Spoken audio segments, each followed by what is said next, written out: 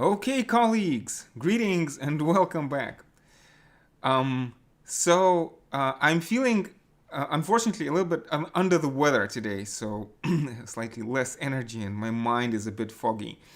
But I feel that these are important issues and they need to be addressed. And so, in many ways, it's a follow-up from what I've been talking about yesterday. Somebody, because I mentioned animal welfare, and somebody wrote a comment, and I thought I should respond. And this, I'm not an expert on animal rights or philosophy of animal welfare. I will maybe mostly at the end of the day try to use this discussion in order to talk about classical political philosophy. So I'm thinking of Aristotle, Hegel, and Marx. So in some sense, this is my best take on what Aristotle, Hegel, and Marx would say about animal rights and animal welfare. Maybe a little bit from David Hume and John Stuart Mill as well. This is again an issue people tend to get very upset about and very belligerent about. So it's an explosive topic. But that's political philosophy for us, right? Sometimes we have to talk about things which are somewhat, how should I put it, right? Difficult, somewhat more difficult, right? That's political philosophy is not chocolate cake. Sometimes you gotta do hard things. Now, of course, let me start by giving a disclaimer, which I probably is very necessary in a kind of video. I 100% definitely oppose any kind of frivolous or gratuitous cruelty to animals. And in many ways, this is my attempt of trying to explain as to why I think that's a good philosophical position to take without invoking the notion of rights. Right. So, without invoking the notion of natural, inalienable, God-given rights. So this, if you want to somehow classify what I'm trying to do here, is I'm offering a kind of a defense of animal welfare. I'm not sure if I want to use the word rights, but definitely welfare, of animal welfare from Aristotelian, Hegelian, Marxist perspective. I'm sure that Aristotle, Hegel, and Marx did not really care very much about animal welfare, at least not to my knowledge. But that's beside the point. So let me. I gave you the more or less the conclusion, and I gave you the disclaimer. Now let me start somewhere. So I feel that, again, so the obligation, right? At the core of moral and political philosophy, we have the notion of obligation. And in some sense, maybe the question is, do we have obligations towards animals? And so there's one possible position, and when we talk about natural law, right, which is not the position that I take. Again, not because I don't like people to have natural laws or natural rights. It's just that I think that philosophically it just doesn't work. It just doesn't work. So the natural, I'm not trying to dispute the consequences or the conclusions. I'm trying to dispute the logic, right? So natural law, among other things, or natural rights, would talk about like intrinsic value in nature, and would talk about unconditional obligations. At least, again, there are different philosophers have different takes on this. This is me trying to explain unconditional obligations, right? And for me, the most important proponents would be Locke and Kant. I have to say that natural law can be progressive, maybe, but it can also be conservative. My own impression is that my own engagement with the natural law tradition is that it tends to be more conservative than progressive. Again, there are universal standards of morality that never change, but societies are imperfect. It's like nobody would imagine that, today, I don't want to say nobody, most people would agree that societies 500 years ago were deeply imperfect. But on the natural law tradition, we should be able to discover the truths by the light of reason, and it should have been obvious 500 years ago. So in many ways, natural law very often would encourage people, like if there's slavery, let's have a natural law justification for slavery. If women don't have the right to vote, let's have a natural law justification for why women don't have the right to vote. So natural law can be regressive and dangerous in this sense. Regressive with a question mark, because it can be. It's different and dangerous. So I have a completely different stance, right? So broadly speaking, it's like Hobbes, right? So I'm a Hobbesian, Nietzschean, Marxist, utilitarian, Hobbesian, Nietzschean, utilitarian, Marx, whatever, something like that. I not necessarily want to categorize myself, but I feel that there's enough of an overlap between Hobbes, Marx, Mill, and actually Nietzsche for me to be able to construct a coherent system. So Hobbes would actually begin by saying that the world is chaos of matter and motion. So there are no natural values. The world is chaos of matter in motion. Right? And what you have is, so I mean, how should I put this? This position may be called emotivist to some extent, constructivist to some extent, but it's also very importantly eudaemonist for me, and I'm going to explain what eudaimonia means. Basically, when I talk about eudaimonism, I mean this positive Aristotelian ideal of human beings as flourishing. My cat wants to participate because it's animal rights, right?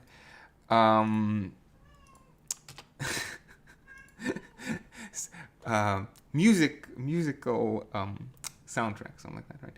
So we start with this position. There are no natural values, chaos of matter and motion. And so basically morality has to be constructed.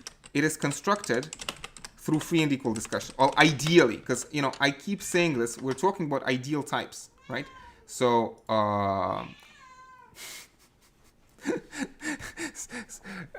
this was not planned, but maybe I should help a little bit. The door is closed. He doesn't like closed doors, so it's like very appropriate diversion for the stream. Anyway, so morality has to be ideally constructed through free and equal discussion.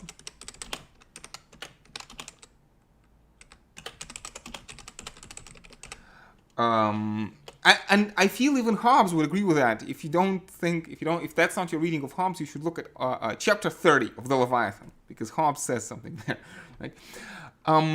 But you see, that's the interesting bit. Rousseau says, if there was no commonality of interest, so difference of interest makes society necessary, commonality of interest makes society possible. Difference of interest makes society necessary, commonality of interest makes society possible. See, we actually do have, as a matter of fact, we do have a common nature, and we do have well, again, it's an empirical question, of course. Who knows, right?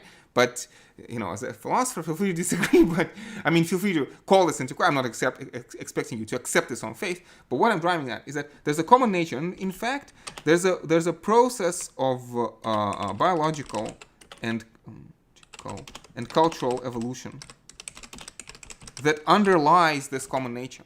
So yes, morality is constructed. And again, like the one-liner, I feel, is that in moral philosophy and political philosophy, actually, the end goal, I feel, is very simple. It's common interest. Now, how do you decide what is in your common interest? And how do you rearrange your society such that common interest can be best served? Now, practically speaking, these can be incredibly difficult problems. But I think as a matter of principle, overwhelmingly, human beings would agree if we could engage in this free and equal discussion. So yes, morality is constructed, but not anything goes, right? And this is my you can see the Hegelian nature of my thinking, right? Because, and again, Hobbes himself has all sorts of assumptions about human nature. For example, people say, "Oh, Hobbes thinks that human beings are evil." No, Hobbes doesn't say that. And Hobbes, and this is kind of has to do with has some bearing on the issue of animal rights and animal welfare. Hobbes actually does not believe that human beings are capable of cruelty for the sake of cruelty. Hobbes does not think that human beings are capable of cruelty for the sake of cruelty. So if somebody is being cruel or violent, Hobbes assumes that there's always some kind of reason for that. So maybe they had a difficult childhood, or they find themselves in dire circumstances, or there's a hormonal imbalance in their brain or something like that, right? But there's a reason. It's never cruelty for the sake of cruelty, right?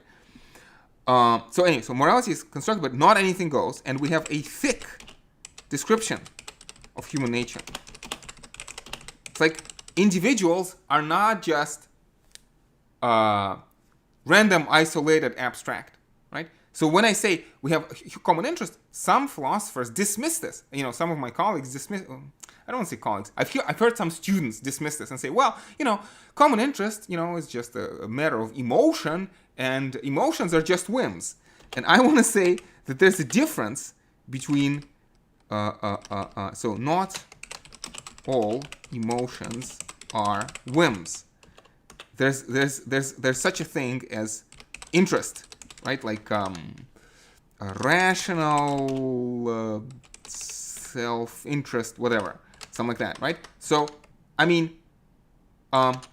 Epicurus would say that getting drunk every night objectively is like deleterious to your rational self-interest. Again, the point is that there's a certain Aristotelian notion, although Epicurus was not an Aristotelian, but you understand. It's like I feel that there's enough of an overlap. There's a certain notion of what constitutes flourishing, what constitutes human flourishing. Some things and not others. And again, it's not arbitrary. You cannot choose to flourish, right? We as human beings, we thrive in certain contexts. We don't thrive in other contexts. And actually, I want to talk about this a lot, because for me, this is at the core of my argument against cruelty to animals. My own, at least my own personal take on this, right? So morality is constructed, but not anything goes. There's a thick description of human nature, and this is again you can see my Hegelian roots here, because so it's like to be human, to be properly human, and properly happy. Like properly humanly happy, you need to have not just capacity to reason and not just consciousness. It's not just reason, not just consciousness. You also need appropriate desires and habits. Like you need to learn, you need to have a certain biological makeup and cultural makeup. So biology plus culture, right? So it's like, it's a silly example, but whatever. If I say, in order to survive, I need to breathe chlorine gas, but you need to breathe, normal air, right? So which is, what is 29% oxygen, I forget. It's 70% nitrogen, 29% oxygen. I'm sorry. It's like chemical composition. I'm wasting time, but I remind you that these streams are preparation for September. Yeah, so it's 21% oxygen. Yes, I said 29. So 21% oxygen, 78% nitrogen, and there's other mixtures. Very nice. Okay, so you need to breathe 21% oxygen, and I need to breathe chlorine. And we don't have a common interest, because if you breathe my chlorine, you die, and if I, let's say, hypothetically breathe your oxygen, I die, right? There's no common interest. But you see, this is a very bad example for me. So, I don't like this example, because it's a wild counterfactual. Human beings are not, when we talk about political philosophy, we're not abstract, random, empty personalities. There's a thick description. We breathe air. We have thyroid glands. We have certain nutritional needs. We have, capacity for speech, which is partly biologically pre-programmed into us, right? So we have certain temperature. We share certain cultural history, cultural presuppositions. Again, as Hegel says against Kant, well, I'm not quoting Hegel, right? But thought is linguistic, and language is social, and society is historical. Therefore, thought is linguistic, social, and historical. Human personality, to be a human subject, is social, linguistic, and historical. So you need to have, again, appropriate desires and habits. Again, it's like if I say I want in order to be happy, I need the splashing of warm blood on my cheeks. I'm not necessarily being irrational, but I am being inhuman. So again, John Locke has this phrase: degenerate and noxious creatures with whom humans can have neither society nor security, right? So let me talk about appropriate desires, right? And again, this is partly constituted biologically, partly culturally. So this is, again, it is constructed, it is relative, it's not absolute. It doesn't mean that sort of some things are good for all times and all places. Hobbes says, whatsoever is the object of any man's appetite or desire, that is it which he for his part calls good, and of his hate and aversion evil, there being nothing simply and absolutely so. So nothing is simply and absolutely good and evil. But human nature is not just anything, right? Human nature places important constraints. And human nature is both biological and sociological and cultural, right? So let me give you an example. It's like if to be human involves following certain conventions. Again, having appropriate desires. Like, again, this may sound silly, but still, and I feel that these examples can be more or less dramatic, right? So maybe let's start with the most dramatic example. Imagine somebody says, again, I need to torture children to be happy, right? This, we would say, this is very clearly inhuman, right? And we would say something is wrong. Something is wrong in this case. Now, my psychologist friends actually tell me that it's a gross misconception to think that some people are murderers by blood. That in fact, psychopathy is a question of less than ideal upbringing, less than ideal, growing environment. That people who have psychopathic proclivities in well-ordered societies do not actually become criminals. So let me add this because I feel it's important. Criminality is probably not in the genes, in the blood, whatever. Again, as far as I can tell, by looking at best research, and Michel Foucault, what she taught, wonderful, one of my favorite philosophers. Some of Foucault's books are here. Cannot find them immediately. Oh yeah, Discipline and Punish is over there. I don't want to, because the books will come crashing down on my head if I take it out, right? So Foucault talks about how this, use of psychiatry as a disciplinary practice. And again, I have to keep reminding everybody, right? So, look, colleagues, there's the ideal case and then there's the real world. So in the real world, all sorts of, conflict and consensus, all sorts of abuses can happen, right? So, it's like sometimes police abuses, innocent citizens. Sometimes psychiatrists abuse people who are otherwise healthy and normal.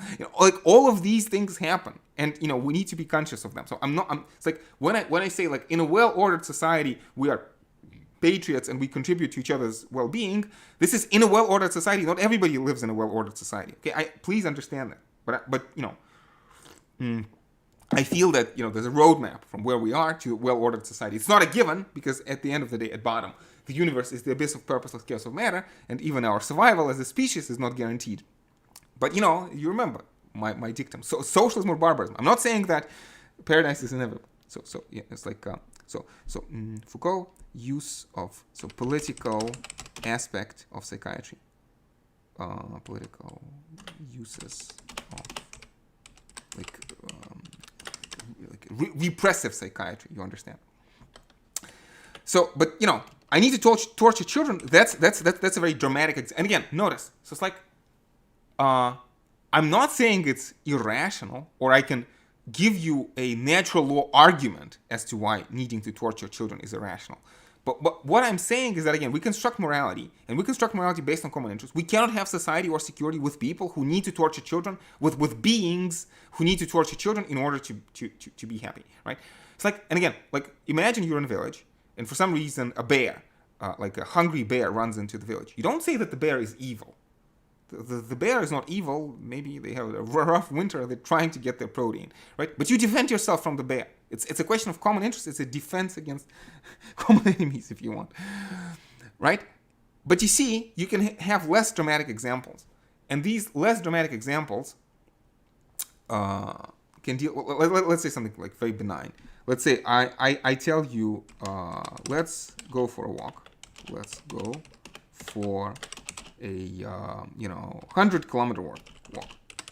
Like it's not irrational, but think like in terms of scripts, it's like it's out of the blue. I'm not equating these things. These things are very different, right? So torturing children is horrible and deleterious, right? But proposing a 100-kilometer walk is just like that's not what we do. But you see, like our culture, our language, it is laden with values. Values are everywhere. Like there's normativity. Like this happens, right? Some of people watching me right now, we've met each other in the university, and after the classes are over, sometimes I propose, let's go for a stroll, to the nearest train station, right? And as we walk to the nearest train station, we have a friendly chat, and it's very nice. It's one of the wonderful benefits of being a university professor, talking to students after class like this, right? But let's suppose I would propose we walk 100 kilometers, right? You would think there's something strange with me. Like if I was seriously proposing that, you'd think maybe I haven't had enough sleep, or maybe it's a joke, or maybe this is some kind of strange kind of insult or something that a student did something wrong and I'm trying to punish them by making this kind of a joke. You understand, right? It's not everything. And this is the question about whims and rational self-interest, right?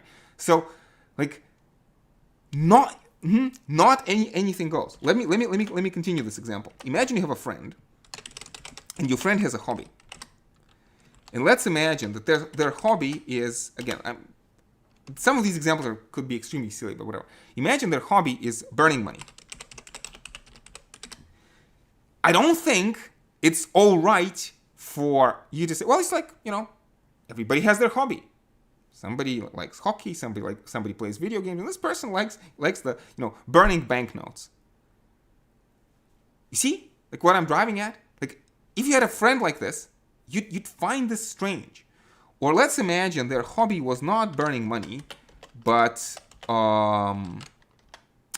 smashing vases, or maybe phones or computers. That's their hobby. That's their hobby. That's what they do. They go into a store, they buy a computer, they get into the house, and they smash it against the floor.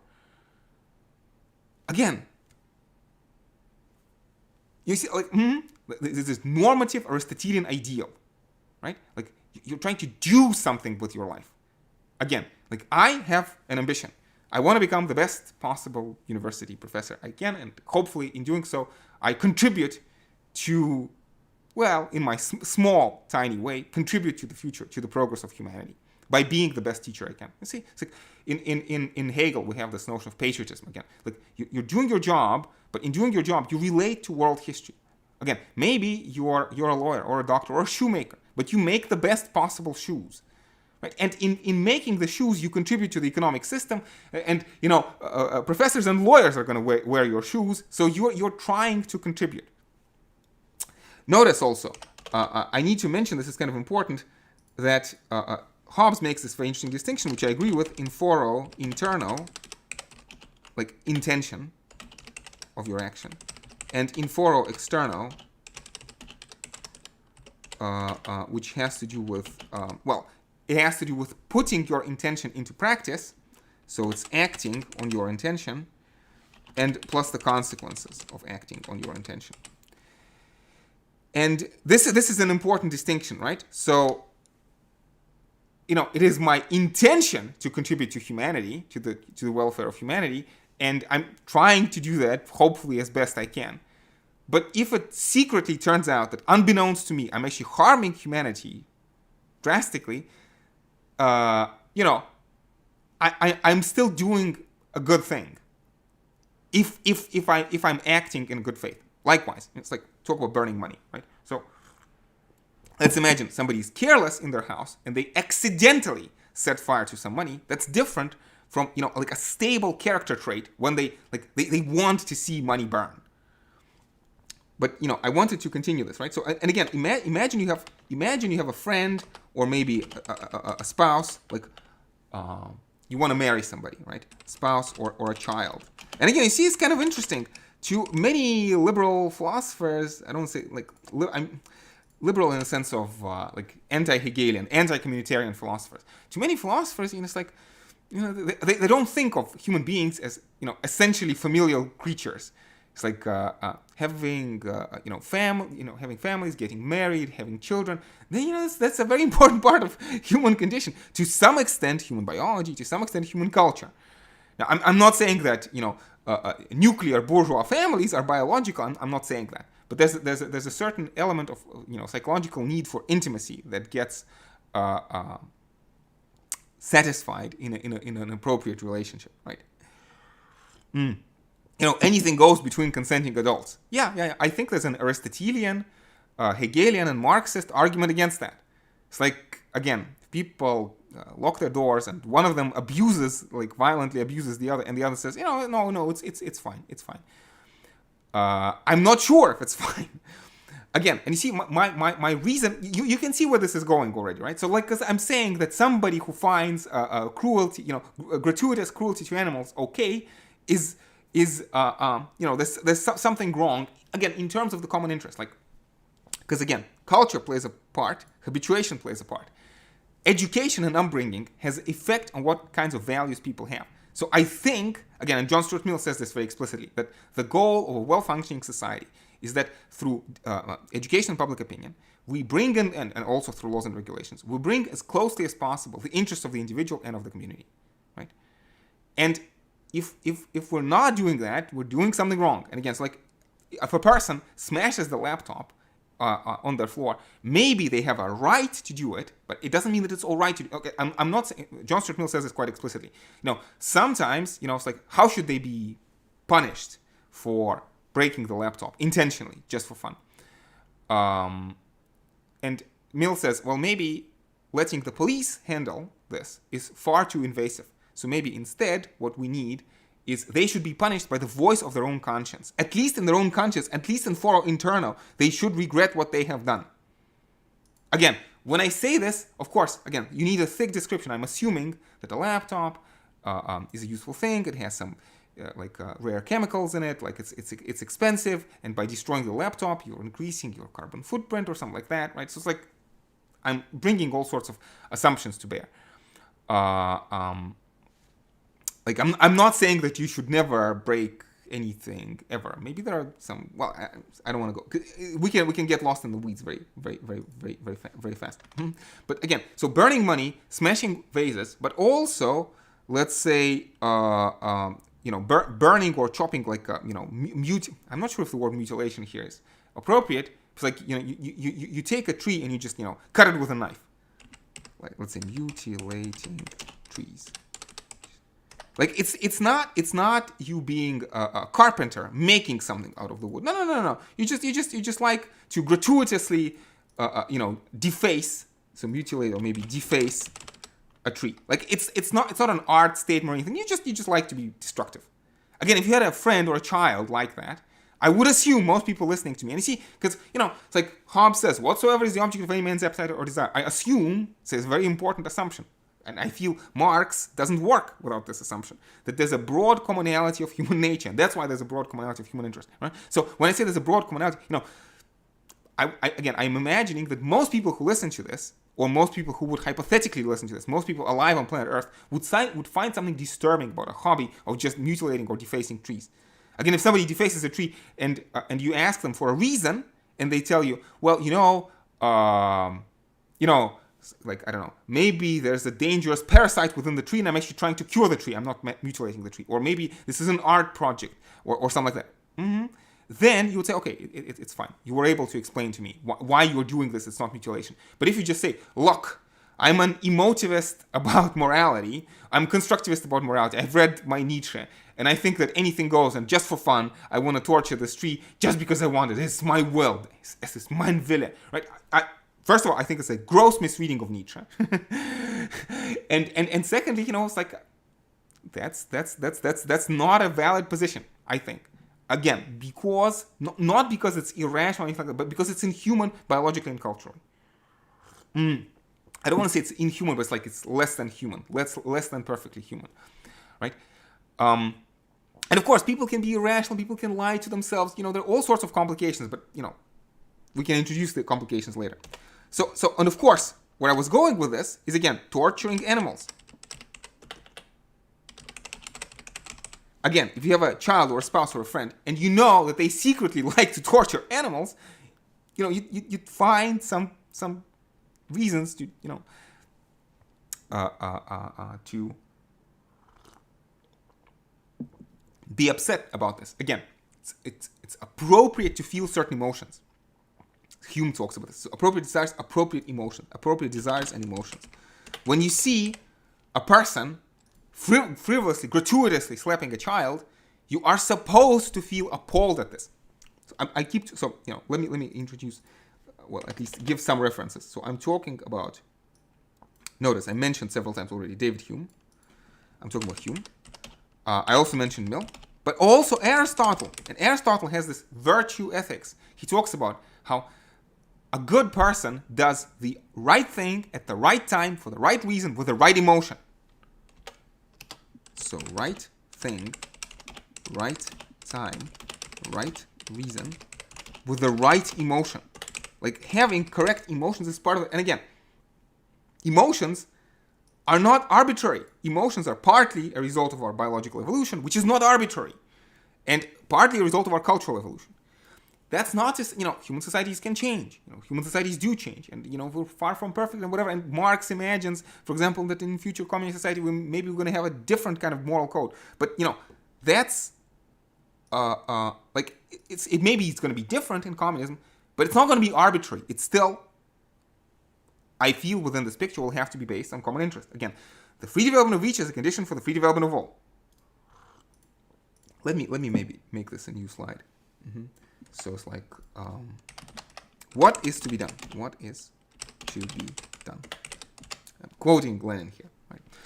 So first of all, again, when I talk to students, I feel we talk about interest.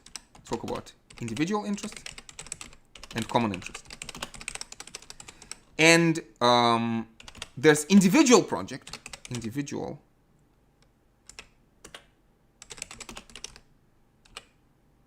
whoops, I'm sorry, it's difficult to type and speak. Individual project, and there's also collective project.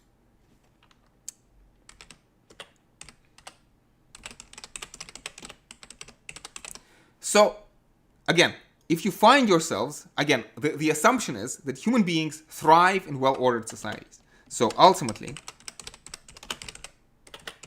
humans thrive in well-ordered societies. Let me throw this out there, because Foucault is going to find this somewhat sinister, because Foucault is going to say that's true, but not because there's some magical correspondence between human nature and societies, but because actually, societies are ontologically prior and structurally and politically more powerful than individuals, so that societies will produce individuals who fit the social structure. So societies will produce appropriate individuals. And again, I feel that there's very good reason to think of this in terms of biological evolution, cultural evolution. Our biology, we have evolved as hunter-gatherers, as group animals, basically, right? So feelings of, like righteous anger at a transgression, desire for some form of retribution, right? So, as far as I can tell, these have biological bases. So societies will produce individuals, but also, again, this has a parallel in biology. So biological and cultural evolution. Some people may want to jump in and scream at me and say, haven't I forgotten about the is-ought problem? The fact that I cannot derive an ought from an is, and I am perfectly on board with that. You cannot derive an ought from an is. I started with this. The universe is the abyss of the purposeless chaos of matter, as Kant says. Nothing is good or evil in itself. But I find myself in a certain body, And in the absence of any other justification, what can I do? I'm trying to be happy, and there are things that objectively make me happy. This is like it's not arbitrary. And again, happy, flourishing. Again, this Aristotelian ideal. So let me give you, of course, 3 slogans that we came up with students. So it's socialism or barbarism. Socialism correctly understood. Again, socialism in terms of free and equal discussion. Free, what Habermas means. Free and equal discussion. So Gramsci will talk about pessimism of the intellect, optimism of the will. So again, many people would say, look, but humanity is doomed. We're going to destroy each other. We're going to destroy the environment, and it doesn't matter. You shouldn't care about animal welfare because, in any case, humanity will destroy everything in the next generation. And, well, again, I feel that that's far too bleak and far too pessimistic a conclusion to jump to. It's a very dramatic conclusion to jump to. So in this case, I maintain an optimism of the will against such pessimistic scenarios. But on the other hand, pessimism of the intellect, I do recognize that humanity's track record is not very good. And in general, it's hard to say. Like, on my optimistic days, I think that humanity has a good fighting chance. On my pessimistic days, I'm not sure that humanity will survive another 100 years. So it's a difficult question. But social and barbarism, what can we do? We have to maintain the optimism of the will, and ultimately at the end of the day, free development of each is the condition for the free development of all. This is, again, a quote from Marx. Maybe I should start with this. It is because the free development of each is the condition for the free development of the whole. Notice again the Aristotelian ideal implicit in this. Aristotelian ideal, but also an ideal which John Stuart Mill shares and Friedrich Nietzsche shares. So I don't know. Some of you may feel cheated because I promised to talk about animal rights, and instead I'm talking about classical political philosophy. But I don't know. I feel that, you see, like in philosophy, you establish the premises very well, and then the conclusions follow quite automatically. So from everything I said, I hope it's perfectly clear that, again, we have this strong Aristotelian ideal of free development of individuality. In terms of this higher pleasures, lower pleasures. And again, Aristotle was going to talk about, and I think that Marx and Nietzsche and Mill would agree, that the highest pleasures that human beings get, they get from creative, realizing of their creative potential. So realization of human creativity.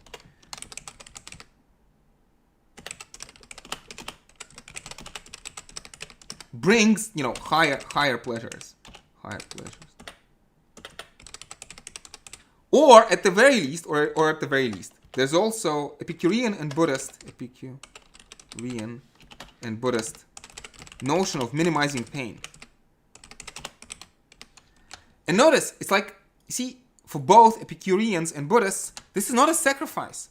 The Epicurean sage doesn't sacrifice their well-being for the sake of others. Or the Buddhist, what I'm driving at is that even for the Epicureans and the Buddhists, egoism and altruism are actually, at the end of the day, the same. This is my reading of egoism and... this is my reading of the literature. So, altruism is not different from egoism. You do what is good for you. So as a Buddhist sage, you achieve nirvana. But in doing so, you're not harming others, and in fact, maybe you're also even helping them. By your example, or within the Mahayana tradition, by certain active scenarios. But again, it's consensus, not conflict. So consensus, not conflict. And this was the reason I brought up the issue of animal welfare. So let's not. So we want common interest, and not males versus females, blacks versus whites, or animals versus humans. It's like I feel it's a false dichotomy. It is a false dichotomy. See, this is let me add this to a slide. Gramsci. Antonio Gramsci talks about how, I have Gramsci somewhere here, talks about how the party has to be the new prince. So, new prince. Obviously in reference to Machiavelli. So, it's like, it's not enough, and Weber talks about this. Ethics of consequences versus good intentions.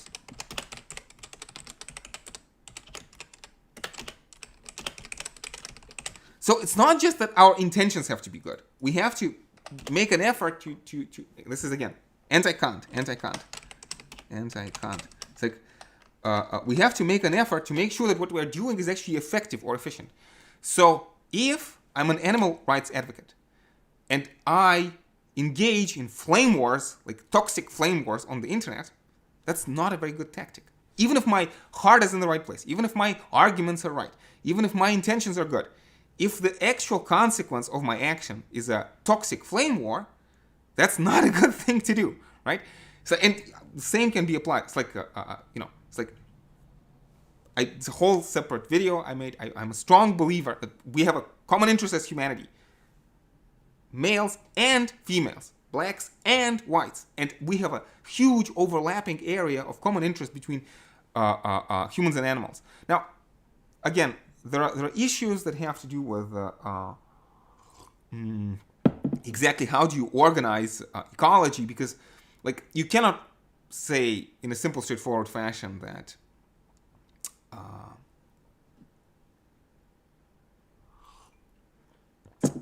what I'm driving at is that you have violence in the animal kingdom, right? So animals eat other animals, right? And presently, our capacity to reshape the environment, to reshape ecology, is not, would not allow us to reduce and eliminate all suffering.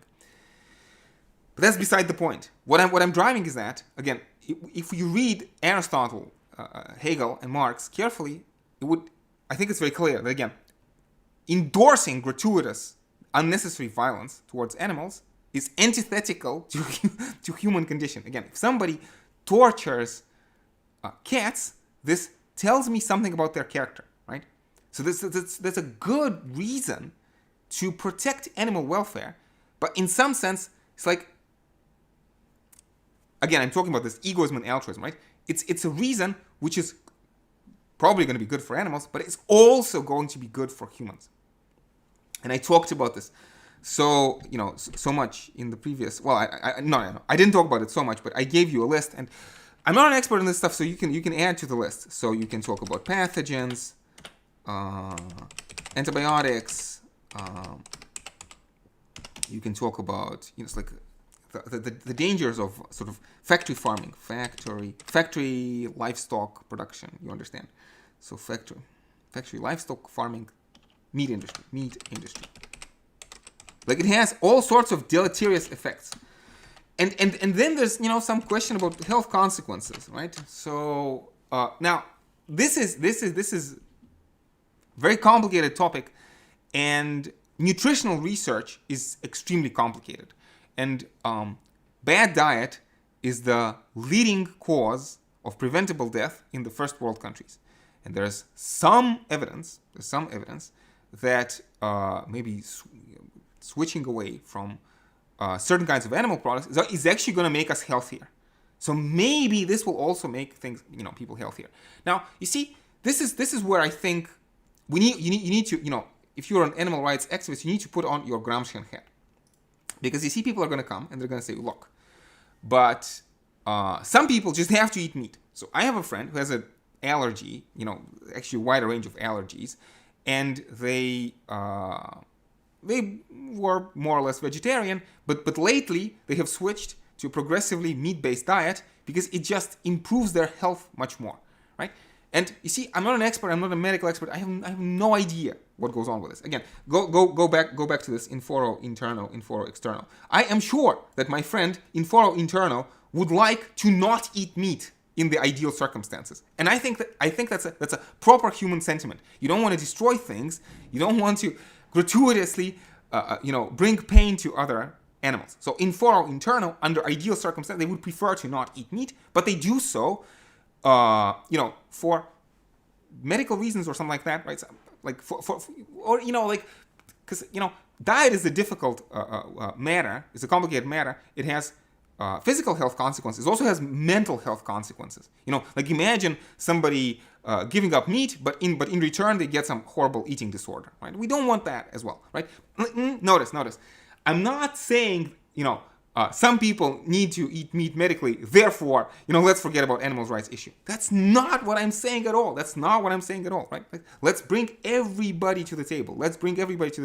And find a way in which we can go maybe 50 or 90% of the way together, right? Let's make meat industry more transparent, more humane, right? And at the end of the day, if through nutritional research, if through artificial food production, people talk about artificial meat a lot these days, if we find that we do not need to kill animals for health purposes, excellent.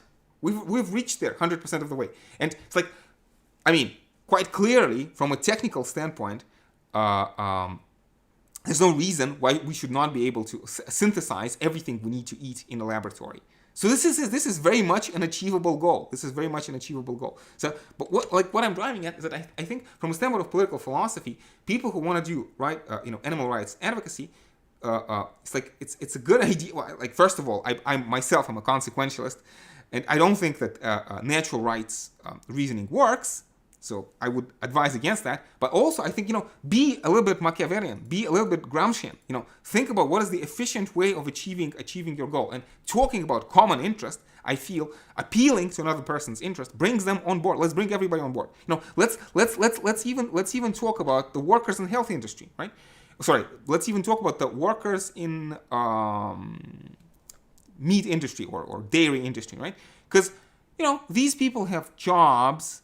And if we just prohibit everybody from eating meat tomorrow, they're going to, go out of jobs. So this is why I talk about socialism and barbarism, right? So if we have a properly functioning socialist system, these people, the people who work now in animal industry, and again, I haven't done an economic research. I'm not sure exactly what goes on there. But you don't, in a well-functioning system, you are not throwing these people out into the street. You offer them different avenue of realizing their own creativity, and you're offering them a different avenue of being a contributing member of society, and again, properly healthy, properly happy, properly human, right? And it's like I feel that 99.9% of human population can agree with everything I've said, provided that there's no misunderstanding. If they understand correctly, if I'm able to get the words across, right? The meaning behind the word across. And let's start with this. Let's get together and hold hands on the broad overarching issues we can agree on, and then we'll talk about the nuances. So yeah, I've been thinking about this actually since yesterday. Somebody I should actually give credit. Somebody posted a comment, and I found it a very interesting, very stimulating comment. This is sort of my preliminary way of talking about this. And again, I feel that maybe this idea that ideal of human creativity, and especially this notion of inforo internal, plays a part somewhere over there. Now, of course, I also probably have to mention that, as I mentioned last time, I think ethical consumption is not the right way to go about this. I feel that our problems have to do with the way capitalist system is organized, which is not a conspiracy theory. It's not that bourgeoisie is to blame. It is that we do not live in a well-constituted society. And I feel that socialism or barbarism, before we are able to restructure our society in a more rational fashion, we will not be able to solve these problems. And I want to say that at the end of the day, I feel that these are structural problems, because it's like, for me to even calculate my carbon footprint, and again, don't forget that carbon footprint also harms the environment and harms the animals, right? At the end of the day, so I'm not sure. So this is where it gets tricky, simply giving up meat. It's like, because people do all sorts of things. People buy expensive, unnecessary phones, and those have carbon footprint. Those take a toll on the environment. Those end up killing animals. Plastic pollution kills animals, and makes animals suffer. But also meat industry makes animals suffer. But I drink coffee. I drink decaffeinated coffee. that has a carbon footprint. Or let's say I chew gum. That has almost no nutritional value. That's also harm. And in foro interno, I feel I want to minimize all that harm, right? So it's like I feel that this is why I don't like the rights-based approach. Many, let's say, libertarians would want to say, no, it is my right to choose what I eat. It is my right to chew gum. It is my right to drink coffee. I don't want to say that, right? So it's like, to the extent that my life activity contributes to the misery, to the gratuitous misery of others, in foro interno at least, I want to minimize that. Now, I also want to say that, let's say, without, it's like, for me, it's hard for me to rearrange my life in such a fashion that sort of I will stop causing harm. But I feel that as a society, we can move forward, right? So it's like by being a political philosopher and spending most of my energy on being a political philosopher, hopefully I contribute more than if I were to engage in ethical consumption. And I have, again, questions about ethical consumption. Again, it's like, let me just give you one example. It's like, people talk about recycling a lot. I mentioned this last time. So like, you recycle, you expend a lot of effort, but then your trash just goes to China, or maybe recently there's talk about how Turkey accepts a lot of European trash, and like you are unsourcing unethical consumption elsewhere, right? Or in a city where I live, I'm not sure if I want to talk about this, but I've heard that actually most of the trash that's recycled actually is just burnt. So it's like, you want to be effective, and this is another important Machiavellian part in this. Again, Machiavelli in this picture I feel is a force for good, right? So we want to care about consequences. We want to be efficient. We want to be efficient in terms of our propaganda, but we also want to be efficient in terms of our footprint. So it's like, if you're really serious about the environment and you want to change your lifestyle, think about, try to do a calculation. What would give you the best bang for the buck? Like, be smart about it. Again, I hope I'm not saying anything particularly controversial. And maybe once again I want to stress that it always breaks my heart when I see these potentially very productive discussions degenerate into flame wars on the internet, so that like everybody's worse off. So nobody's interest is served. Everybody gets upset, and we simply burn fossil fuels, keeping our devices running while we type away, engaging on flame wars on the internet.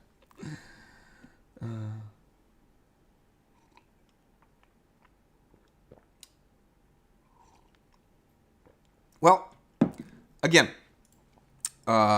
unfortunately, my brain is a bit foggy today, so I'm probably going to have to wrap this up here. This is a work in progress for me. And in fact, it's the first time ever in my life when I've tried to actually talk about animal welfare issues in some sort of coherent fashion. But also, I feel that maybe sometimes I don't talk about these issues enough, and especially when we talk about harms, maybe I don't emphasize this element. So I think I'm gonna wrap this up here. So if you have any questions or comments, colleagues, thank you so much. Let me know. Oh, I promised to give credit to the person who actually brought this to my attention. So, Asya and Barsik. Very nice, very nice name. Thank you, Asya and Barsik. So, your names tell me that maybe you have something to do with cats.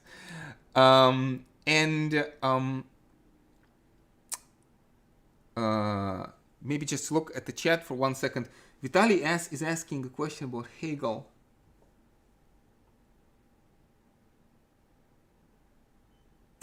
Yeah, Vitaly asked a deep and complicated technical question about Hegel. Thank you, Vitaly, for the question. I'm going to have to think about it, and I'll be sure to come back to you, hopefully with an answer. Anyway, colleagues, I hope this was fun. I hope this was stimulating. I hope that this will help me move my thought forward. And again, maybe next time I do this kind of presentation, I'm able to to collect my thoughts more and be more coherent and more precise. So anyway, as always, stay safe, take care, and I will see you around.